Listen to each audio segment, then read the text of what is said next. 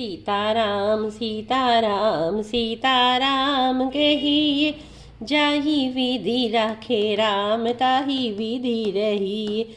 सीताराम सीताराम सीताराम कहिए, जाहि विधि राखे राम ताहि विधि रहिए। सीताराम।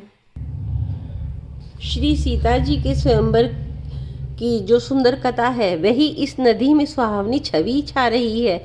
अनेकों सुंदर विचारपूर्ण प्रश्न ही इस नदी की नावें हैं और उनके विवेक युक्त उत्तर ही चतुर केवट है। इस कथा को सुनकर जो आपस में चर्चा होती है वह इस नदी के सहारे चलने वाले यात्रियों के समान शोभा पा रहा है।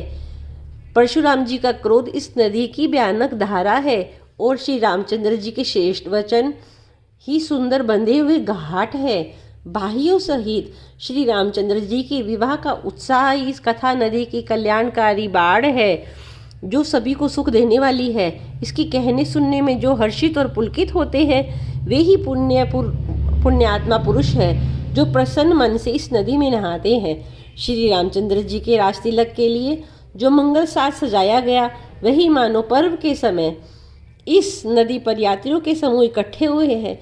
कैकेयी की कुबुद्धि ही इस नदी में काई है जिसके फलस्वरूप बड़ी भारी विपत्ति आ पड़ी।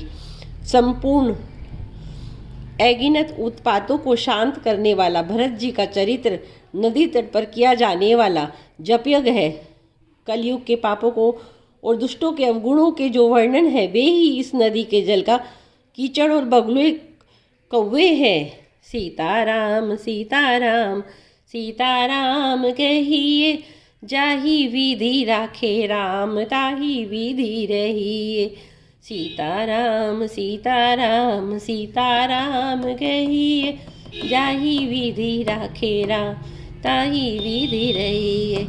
भक्तजनों, मैंने आपको तुलसीदास जी की रामचरितमानस के बालकांड के 41वीं दोहे तक का हिंदी अनुवाद समझाने की कोशिश करी है। आपको अगर मेरा ये प्रयास अच्छा लगा हो तो कृपया करके लाइक कीजिए, सब्सक्राइब कीजिए एंड शेयर कीजिए। जय श्री राम, जय हनुमान जी।